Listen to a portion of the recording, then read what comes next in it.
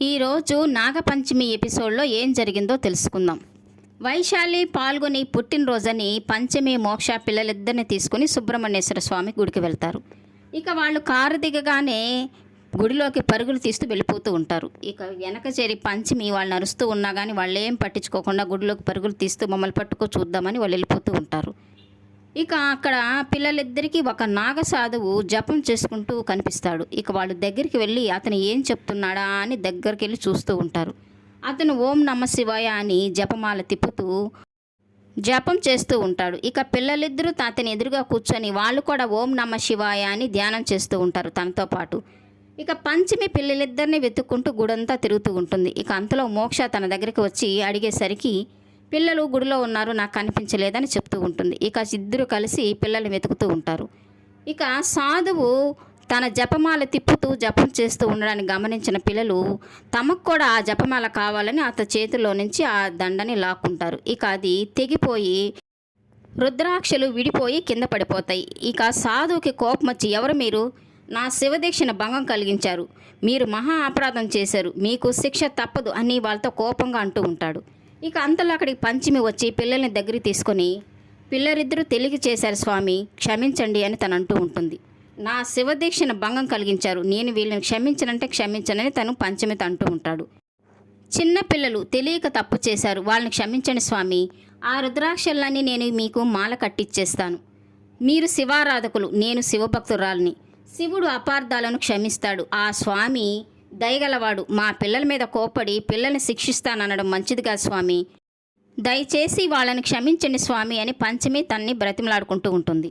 అయితే నువ్వు శివభక్తురాలు అన్నమాట, నువ్వు నాకే నీతులు చెప్తున్నావా?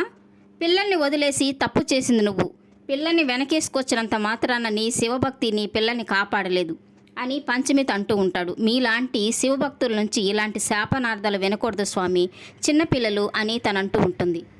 అదే జరగాలని నేను మాట్లాడుతున్నాను. నువ్వు ఏ రహస్యాన్నైతే దాయాలనుకుంటున్నావో అది దాగదు. నువ్వు ఏ దైవానుగ్రహం అయితే పొందావో రాబోయే రోజుల్లో అదే నీకు అరిష్టంగా మారుతుంది. ఇదే నా శాపమని ఆ సాధువు పంచమితో అంటూ ఉంటాడు. తన మాటలకు భయపడిపోయిన పంచమి, నన్ను మన్నించండి స్వామి, అంత పెద్ద శాపం పెట్టకండి అని తనని ప్రాధేయపడుతూ ఉంటుంది. ఇక ఆ సాధువు అదేమి పట్టించుకోకుండా తను అక్కడి నుంచి వెళ్ళిపోతాడు. ఇక పంచమి నిల్చున్న చోటే కుప్పకూలిపోయి బాధపడుతూ ఉంటుంది. అంతలో అక్కడికి వచ్చిన మోక్ష తనతో అంటూ ఉంటాడు, నువ్వు శివభక్తురాలు పంచమి, అన్నీ ఆ శివుడే చూసుకుంటాడు అని మోక్ష పిల్లలిద్దరు కలిసి కింద పడిపోయిన రుద్రాక్షలను వేరి పంచమి ఒడిలో పోసి, ఈ రుద్రాక్షలు శివుని అనుగ్రహం అనుకో పంచమి, సాక్షాత్తు ఆ శివయ్యే ఆ సాధు రూపంలో నీకు ఈ రుద్రాక్షలు చేర్చి ఉంటాడు, ఇవే మనల్ని మన పిల్లల్ని కాపాడతాయి, ఇంకేమి నువ్వు బాధపడకు పంచమి, అంతా ఆ శివయ్య చూసుకుంటాడని చెప్పి ఇక అక్కడి నుంచి వాళ్ళు ఇంటికి వచ్చేస్తారు. పంచమి ఇంటికి వచ్చేసిన తర్వాత కూడా ఆ సాధువు చెప్పిన మాటల్ని జ్ఞాపకం చేసుకుని భయపడుతూ ఉంటుంది.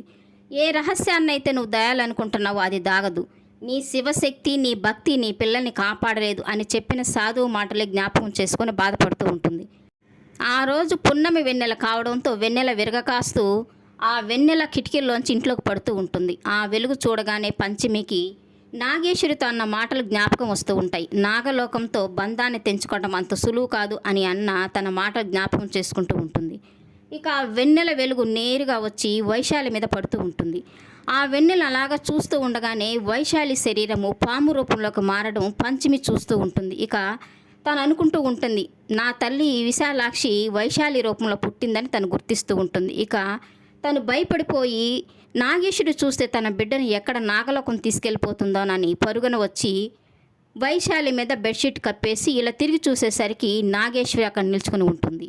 తనని చూసిన పంచమి భయపడిపోయి, నా బిడ్డల్ని తీసుకెళ్లదు నాగేశ్వరి, దయచేసి ఇక్కడి నుంచి వెళ్ళిపో అని తనని బ్రతిమలాడుకుంటూ ఉంటుంది. నాకు అమ్మవారి దయ ఉంది పంచమి, ఇక నీ బిడ్డలు ఎంతో కాలం నీ దగ్గర ఉండరు, పున్నమి రాత్రులు తగ్గే కొంది నీ బిడ్డలు నీకు దూరం అవుతారని నాగేశ్వరి తనతో చెప్తూ ఉంటుంది. ఇదంతా నాగేశ్వరి వచ్చి తన బిడ్డల్ని ఎత్తుకెళ్ళడానికి చేసిన ప్రయత్నంగా తను ఊహించుకొని ఒకటే మాట్లాడుకుంటూ ఉంటుంది. ఇక ఊహలోకి వచ్చాక ఇదంతా భ్రమని తెలుసుకున్న తర్వాత తను ఊపిరి పీల్చుకొని తన పాప దగ్గరికి వెళ్ళి తనని ప్రేమగా చూసుకుంటూ ఉంటుంది. ఇక ఉదయాన్నే పంచమి తను తీసుకువచ్చిన రుద్రాక్షలను మాల కడుతూ ఓం నమ శివాయ అని జపం చేస్తూ ఉంటుంది. మాల కట్టేసి శివయ్య మెడలో వేసి పున్నమి రోజు వైశాలి మీద ఆ వెలుగు పడి తనలో కనిపించిన పాము లక్షణాలు జ్ఞాపకం వచ్చి స్వామిని వేడుకుంటూ ఉంటుంది. పిల్లలిద్దరినీ కాపాడండి స్వామి, ఏ ఆపద రాకుండా చూడండి అని తను వేడుకుంటూ ఉంటుంది. ఇక తన గదిలోకి వచ్చేసరికి నాగేశ్వరి పిల్లలిద్దరిని చూస్తూ నిలబడి ఉంటుంది. పంచమిని చూసిన నాగేశ్వరి తనతో అంటూ ఉంటుంది, ఇక నువ్వు ఏ విషయం దాచవలసిన అవసరం లేదు పంచమి, జరగవలసిందే జరుగుతుంది. ఆ అఘోర స్వామికి కోపం రావడానికి కూడా కారణం ఏంటో తెలుసా? మాకు పార్వతీదేవి ఇచ్చిన వరం వల్ల అలా జరిగింది. నువ్వు శివుని అనుగ్రహం పొందితే మేము పార్వతీదేవి అనుగ్రహం సంపాదించాం. ఇక ఎట్టి పరిస్థితుల్లోనూ నువ్వు నీ పిల్లల్ని కాపాడుకోలేవు, రక్షించుకోలేవు. నువ్వు చేసే ప్రయత్నం ఏదీ ఫలించదు పంచమి. ఏదో రకంగా నీ పిల్లల్ని మా దగ్గరకు చేర్చవలసిందే. నువ్వు ఎక్కడా దాచలేవు, ఏమి చేయలేవు. నీ చేతుల్లో ఏమీ లేదు. రాబోయే ప్రతి పౌర్ణమి నీకు ఒక గండంలాగా ఉంటుంది. పౌర్ణమి రాత్రులు తగ్గే కొంది నీ పిల్లలు నీకు దూరం అవుతారు, నాగలోకానికి దగ్గరవుతారు. మా మహారాణి విశాలాక్షిని తీసుకెళ్ళి నాగలోకానికి రాణిని చేస్తాం. ఇక నువ్వు చేసేది ఏమీ లేదు పంచమి, చూస్తూ ఉండడం తప్ప అని నాగేశ్వరి పంచమితో అంటూ ఉంటుంది. ఇక పంచమి అలాగే గుడ్లప్పగించి భయంతో నాగేశ్వరిని చూస్తూ ఉంటుంది. ఇక పంచమి తన పిల్లల్ని నాగేశ్వరి నుంచి, మరో పక్క కరాళి ప్రయోగించబోయే గరుడ శక్తి నుంచి తన పిల్లల్ని ఎలా కాపాడుకుంటుందో జరగబోయే ఎపిసోడ్లో తెలుసుకుందాం. ఈ వీడియో నచ్చినట్లయితే లైక్ చేయండి, సబ్స్క్రైబ్ చేయండి. ఈ సీరియల్పై మీ అభిప్రాయాన్ని కామెంట్ సెక్షన్లో మెన్షన్ చేయండి. Thank you for watching.